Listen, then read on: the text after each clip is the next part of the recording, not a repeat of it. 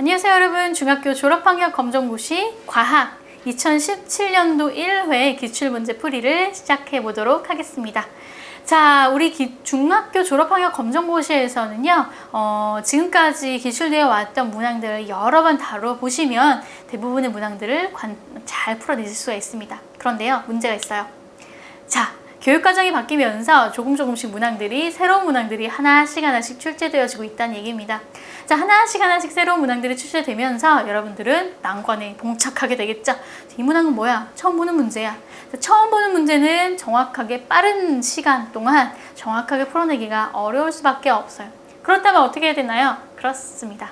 바로 연습을 많이 해주셔야 되는데요. 자, 그 연습만 무조건 많이 한다고 해서 정답의 확률이 높아지진 않아요. 자, 무엇이 필요하나요? 출제 경향에 대한 분석이 꼭 필요하겠죠. 자, 출제 경향을 2017년도 1회 먼저 보고요. 출제 경향에 맞춰서 학습을 해보실 수 있도록 권해 드립니다. 자, 출제 경향 분석 들어가 보도록 할게요. 자, 이번에는요, 역시 물리, 화학, 생물, 지구과학 영역으로 나뉘어서 출제가 되었습니다. 자, 먼저 물, 화, 생지가 각각 6문항, 7문항 출제가 되었는데요. 이것은 기존의 출제 경향과 똑같습니다. 그런데 물리에서 난이도가 한두 문제가 조금 있게 나와요.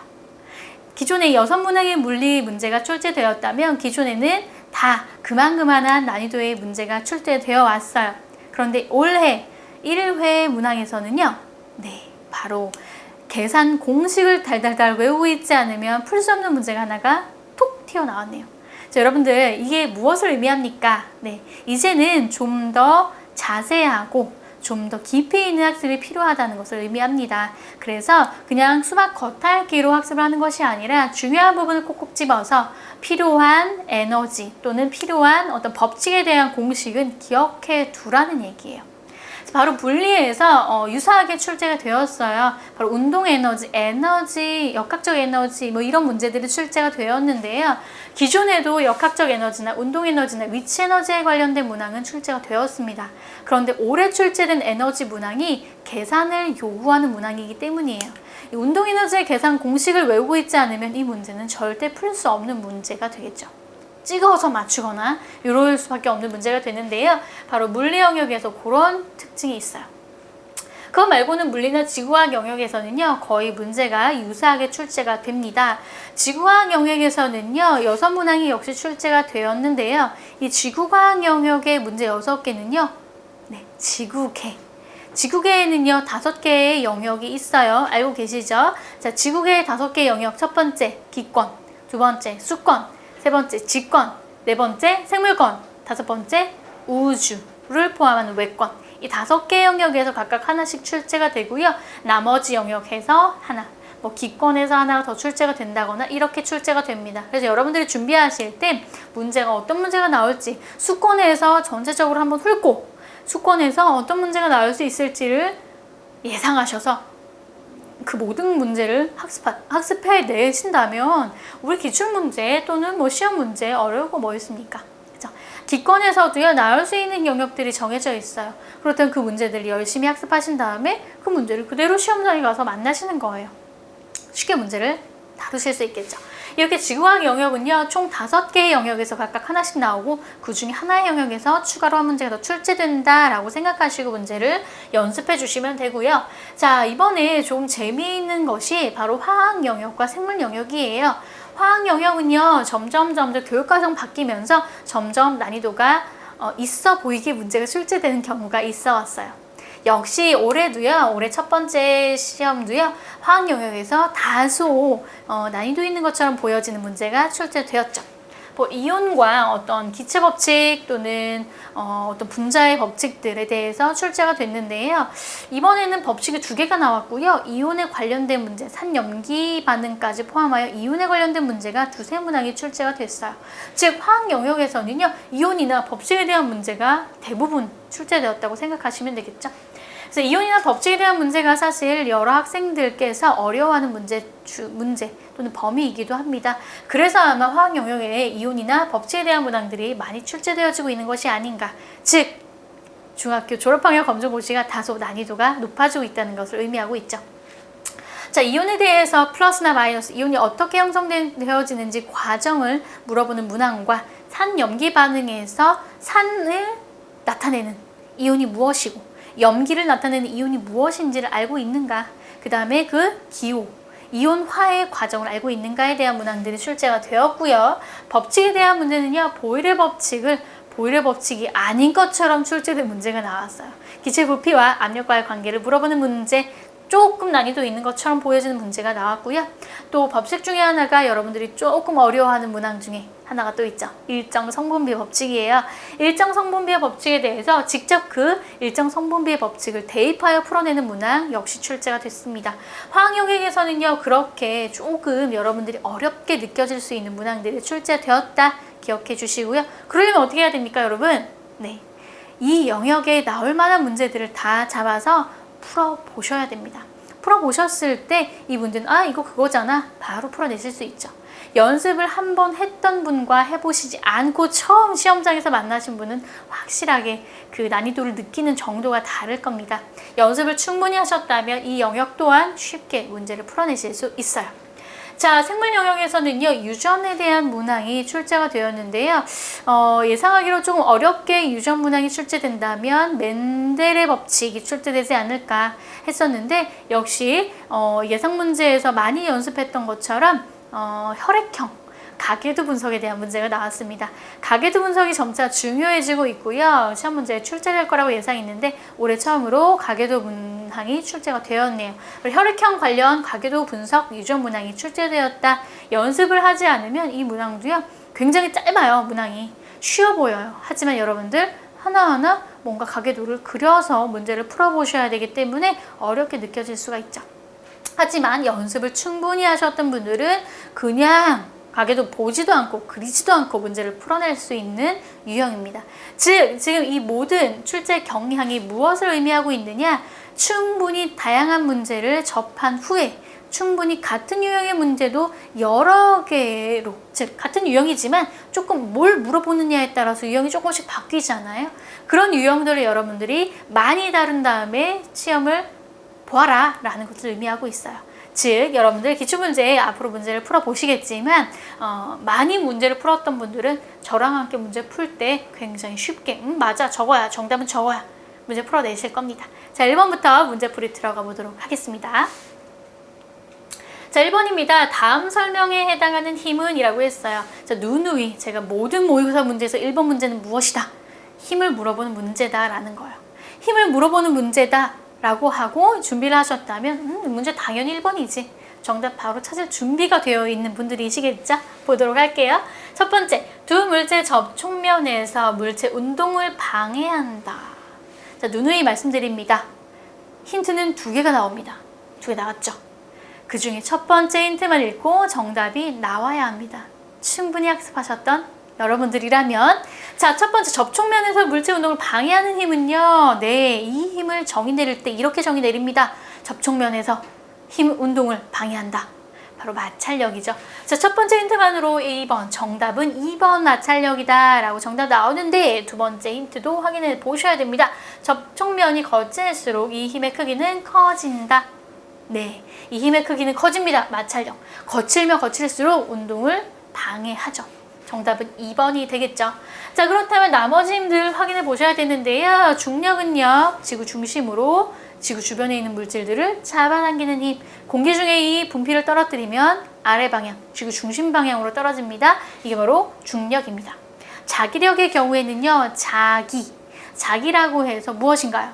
네, S극을 의미하죠. 쇄부 진압 자석 사이 또는 자석과 자석 사이에서 일어나는 힘, 인력과 척력. 끌어당기는 힘 인력, 밀어내는 힘 척력이 있다라는 겁니다. 인력과 척력, 자기력과 전기력에서 가지고 있는 힘이라고 할 수 있어요.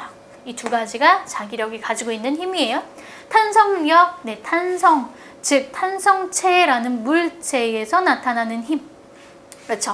잡아당기는 힘이 아래 방향이면 탄성력은 윗방향으로 나타난다 라고 해서 힘의 작용 방향과 탄성력의 방향이 정반대로 나타난다 라는 거 배웠습니다. 탄성력은 용수철 생각하시면 된다고 했어요. 용수철이 대표적인 탄성력을 나타내는 물체입니다. 자, 이렇게 해서 1번 문제 풀어봤고요. 2번 문제 넘어가 보도록 하겠습니다. 자, 두 번째 문항입니다. 그림과 같이 레이저 빛이 공기에서 물로 입사할 때 입사각은? 이라고 했어요. 자, 이런 문항들이 입사각의 각도를 물어보는 것이 아니라 A, B, C, D 중에서 어떤 것이 입사각이라고 지칭이 되느냐라는 것을 물어봤기 때문에 여러분들은 입사각의 의미, 그 다음 반사각의 의미, 여기에선 굴절각의 의미를 알고 계시면 되는 건데요. 자, 첫 번째가 아니죠. 입사각 물어봤습니다. A, B, C, D 중에 정답은 그렇죠. 가상의 선인 법선을 기준으로 법선으로부터 입사된 광선 사이의 각도를 입사각이라고 했죠. 자, 그렇다면 법선으로부터 입사각 사이의 각도 뭐가 있나요? 바로 A가 되겠죠. 정답은 1번 A가 될 거고요. 자, 여기서 여러분들 한글 더 짚고 넘어가 보도록 할게요. 이것은 굴절에 대한 이야기가 되겠죠. 자, 그렇다면 굴절각을 찾아라 라는 문제도 나올 수 있다는 얘기예요. 그렇다면 굴절각은 그렇죠. 법선으로부터 굴절되어 나온 광선까지의 각도 바로 C가 굴절각이 될 거예요. 두 가지를 모두 알아두시면 되고요. B나 D는 아무런 의미 없는 각도가 될 겁니다. 자, 세 번째 문항도 보도록 할게요. 그림은 어떤 파동의 순간적인 모습을 나타낸 것이다. 가에 해당하는 것은? 이라고 했어요. 자, 파동을 보통 우리가 그림으로 나타낼 때 파동은 눈에 보이지 않아요. 그런데 그림으로 나타내서 파동을 우리가 눈으로 확인하는 것이죠. 그래서 보통 파동은 이런 식으로 나타내는데요. 파동의 그림을 보고 마루에서 마루까지의 거리, 마루에서 그 바로 다음 마루까지의 거리, 골에서 그 바로 다음 골까지의 거리를 우리는 뭐라고 합니다.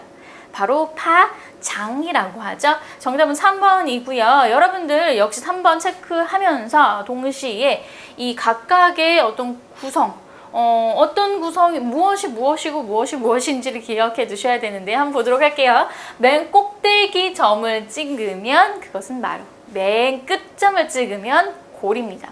가운데는 진동의 중심 또는 파동의 중심이라고 하고요. 이 파동의 중심, 진동의 중심으로부터 마루까지의 거리 또는 파동의 중심으로부터 골까지의 거리를 우리는 뭐라고 한다? 그렇죠. 바로 진폭이라고 한다라는 거예요. 진폭에 대한 개념도 시험 문제로 출제될 가능성이 매우 높죠. 자, 그 다음 마루에서 마루까지의 거리, 골에서 다음 골까지의 거리는 파장이라고 합니다. 진동수라고 하면요. 반복되는 구간. 자, 여기서 반복되는 구간은 여기에서부터 여기까지가 될 텐데요. 이 구간이 몇 번 반복되어지고 있느냐? 그게 바로 진동수인데요. 자, 얘의 경우에는 한 번 하고 반번 있죠. 1.5라는 수치가 진동수로 표현될 겁니다. 정답은 3번이 되겠죠. 4번 문항입니다. 그림의 회로에서 전류계에 나타나는 전류의 세기는? 이라고 했어요. 자, 여러분들 이런 유형의 문제를 보시면 바로 뜨아 하면서 걱정을 합니다. 왜? 바로 전기 파트의 문항은 여러분들이 다소 어려워하는 파트 중에 하나인데요. 전기 파트가 어려워 보이기는 하지만 실제 문제를 풀어보시려고 문제를 읽어보면 굉장히 쉽게 나온다는 점 알고 계실 겁니다. 이 문항도 역시 그러한 문항인데요. 함께 풀어보도록 할게요. 자, 여기 보이시는 전기 회로도 보이시죠? 자, 전기 회로도 여기 건전지 플러스극, 마이너스극 기억해 두시라고 했어요. 짧은 쪽이 마이너스고요. 긴 쪽이 플러스예요. 자, 그렇다면 전류는 플러스극에서 시작되어 마이너스극으로 흘러가기 때문에 플러스극에서 흘러가고 있겠죠. 자, 얼만큼의 전류가 흘러가고 있는지 모르지만 자, 위에 있는 전구와 아래에 있는 전구에 각각 0.3A, 0.4A라는 전류가 흐르고 있네요. 자, 그러면 각각 0.3, 0.4A가 흐르다가 하나의 도선에 합쳐질 때에는 총 전하량을 나타내는 전류의 세기는 얼마가 될까요? 그렇죠. 자, 0.3A는 어디로 가나요? 다른 데로 새어나가지 않아요. 그대로 도선을 타고 이쪽으로 도달합니다. 0.4A 또한 어디로 날아가지 않아요. 그대로 도선을 타고 이 하나의 도선으로 도달합니다. 그렇다면 이 0.3A와 0.4A를 합치면 이 도선에 흐르는 전체 전류의 세기가 나오겠죠. 자, 그렇다면 0.3 플러스 0.4는 그렇죠. 0.7A가 되겠네요. 정답은 몇 번인가요? 4번입니다. 자, 이런 식으로 전기 회로도에 관련된 문항은요. 상당히 간단하게 출제가 되어지고 있어요. 여러분들께서 겁먹지 마시고 문제를 그냥 읽으세요. 읽어보시고 나서 단순하게 생각하시면 정답은 보일 겁니다. 자, 5번 문항 가도록 할게요. 자, 질량이 2kg의 물체가 2m/s의 속력으로 움직일 때 이 물체의 운동 에너지는 이라고 했어요. 자, 물리 파트에서 조금 난이도 있다라고 보여지는 문항이 바로 5번 문항입니다. 2017년도에서는요, 1회 문항에서는요, 아마 5번 문제 상당히 많이 틀렸었을 가능성이 높아요. 25문항 중에 5번 문제가 상당히 난이도 있는 문항입니다. 함께 풀어보도록 할게요. 자, 이 5번 문항은요, 우리가 문제를 해결하기 위해서 무엇을 알고 계셔야 하느냐? 바로 운동 에너지를 계산하는 공식을 외우고 계셔야 돼요. 만약에 운동 에너지를 계산하는 공식을 모른다, 이 문제는 못 푸는 문항이 될 겁니다. 자, 운동 에너지 계산 공식 어떻게 될까요? 예, 운동 상수라고 했지요. 2분의 1이라는 운동 상수 나오고요. 그 다음 거기에 무엇을? 질량을 곱해 주고요. 거기에 무엇을 곱하더라? 속력의 제곱을 곱해 주고요. 자, 이것이 바로 운동 에너지를 계산하는 공식이에요. 주어진 정보를 이용하여 질량의 수치를 집어넣고 속력의 수치를 집어넣어서 계산을 해주면 정답은 나올 겁니다. 자, 다른 색깔로 한번 숫자를 집어넣어 보도록 할게요. 자, 질량은 문항에서 얼마라고 합니까? 2kg이라고 합니다. 속력은 얼마라고 합니까? 역시 2m/s이라고 합니다. 2m/s이죠. 자, 여러분 계산해 보실까요? 2분의 1 곱하기 2 곱하기 2에 자, 여기서 함정이 속아 넘어가지 맙시다. 속력의 제곱이라고 했으니까 요걸 기억하고 있느냐라고 물어보는 문항이 될 수도 있어요. 자, 그렇다면 2 곱하기 2의 제곱 곱하기 2분의 1이다. 자, 계산해 주시면 그렇죠. 4줄이 될 거예요. 에너지에 달리는 줄이라는 단위를 쓰고요. 운동에너지 계산 공식을 이용해서 각각의 수치를 대입하여 계산을 해내면 4줄이라는 정답이 나올 겁니다. 정답은 1번이 되겠죠. 자, 너무나 간단한 문항이지만 운동에너지 계산 공식 모르시면 못 푼다는 점 다시 한번 강조드리도록 할게요. 6번 문항 갑니다. 자, 그림과 같이 전하를 띄지 않은 두 금속구 A와 B를 붙여놓은 후 마이너스 대전체를 A에 가까이 하였다. A, B가 띄는 전하의 종류는 이라고 했네요. 자, 여러분 볼게요. 대전체는요, 딱 붙이지 않습니다. 대전체라 함은 그렇죠. 전기를 띄게 만들어 놓은 물체를 대전체라고 해요. 자, 이 물체는 마이너스로 전기를 대전시켜 놓은 물체가 되겠죠. 이 물체를 A, B 금속구가 붙어 있는데요. 가까이 가져왔어요. 딱 붙이면 안 됩니다. 가까이 가져왔어요. 자, 마이너스의 특징, 전기의 특징 기억하시죠? 마이너스는 플러스와 붙으려고 하고 마이너스는 마이너스랑 밀어내요. 떨어지려고 합니다. 자, 그렇다면 A에 가까이 했을 때 A에는요, 플러스 전하와 마이너스 전하가 골고루 퍼져 있어요. 그런데 마이너스 대전체를 가까이 가져가니 이 골고루 퍼져 있던 플러스 전하와 마이너스 전하 중에 무엇이 밀려날까요? 그렇죠. 마이너스는 무엇을 싫어한다? 마이너스를 싫어합니다. 그렇다면 무엇을 밀어낼까요? 여기 있던 마이너스와 플러스와 마이너스가 이렇게 고르게 퍼져 있는데 마이너스가 어디로 밀려나나요? 뒤쪽으로 밀려나요. 그렇다면 있던 마이너스 두 개가 다 뒤쪽으로 밀려났다면 남는 건 뭐뿐이죠? 플러스만 남네요.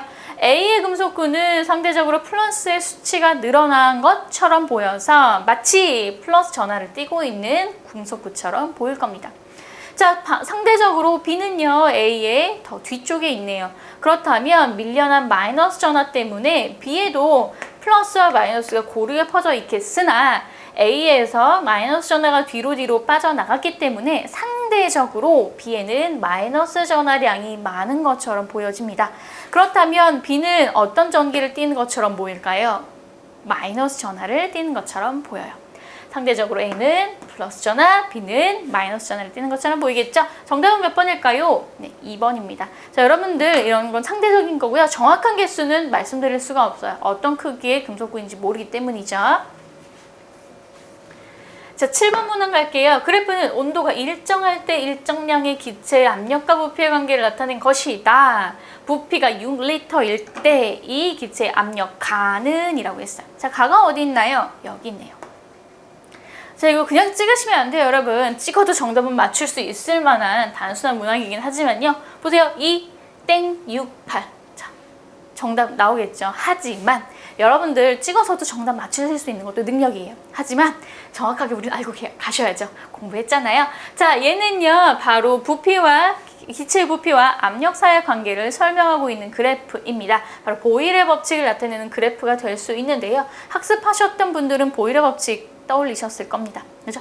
자, 압력은요 기체 부피에 반비례하는 관계로 보여집니다. 그런데 이것은 그런저런 정보를 알고 있냐를 물어보는 게 아니에요.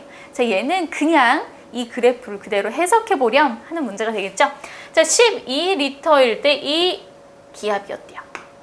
6리터일 때 몇 기압인지 몰라요. 3리터일 때 8기압이래요. 자, 어떻게 되나요? 그렇죠. 6리터라고 합니다.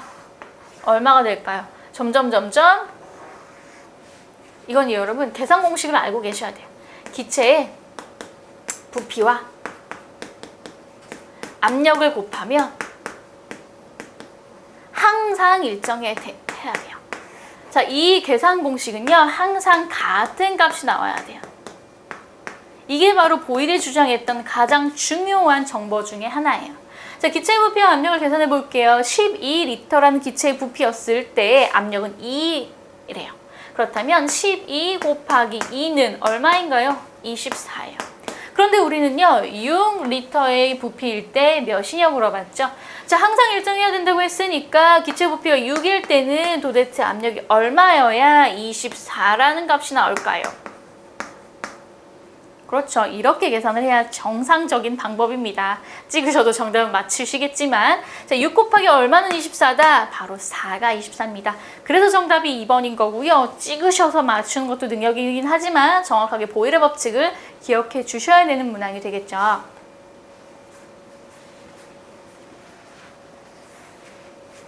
8번 문항 갈게요. 그림은 어떤 물질의 세 가지 상태를 분자 모형으로 나타낸 것이다. 가에서 다의 상태에 해당하는 것을 바르게 나타낸 걸 찾으라는 거네요. 볼게요, 여러분. 너무나 간단하지만 여러분들이 분자 모형에 대한 설명을 할 수 있느냐를 물어보는 문항이 되겠죠. 자, 분자들이요 이렇게 제자리에서 진동만 하는 경우에는 무엇이라고 했죠? 고체, 액체, 기체 중에 고체. 자, 아주 활발하게 움직이는 분자 모형은 기체. 고체와 기체 사이만큼 적당하게 움직이는 모형은 그렇죠, 액체. 여러분들 이미 다 이렇게 써놓으셨을 거예요. 그렇다면 여러분 정답만 찾으시면 되는데요. 가는 액체, 고체, 기체, 액체, 고체, 기체를 표현하고 있는 4번이 정답이 되겠죠. 자, 여러분들께서는 이 분자 모형과 상태에 대한 매치를 할 수 있느냐를 물어보는 문제이니까 금방 정답을 찾아냈을 겁니다. 9번 문항입니다. 다음은 이온이 생성되는 과정을 나타낸 것이다. 가에 해당하는 것은 이라고 했어요. 자, 이온이 생성되는 과정 여러분들 알고 계실 거라고 생각하는데요. 자, 원자 상태의 나트륨과 칼슘이 보입니다. 원자 상태의 나트륨은요, 이렇게 이온 상태, 나트륨 이온이 되려면 전자 하나를 버려야 하는군요. 전자 하나를 떨어뜨려 놨더니 이온이 된 거예요. 자, 칼슘의 경우에는요, 칼슘 원자죠. 칼슘 원자의 경우에는 어떤 이온이 되었냐 모르는데 두 개의 전자를 떼어냈더니 이온 상태가 됐대요.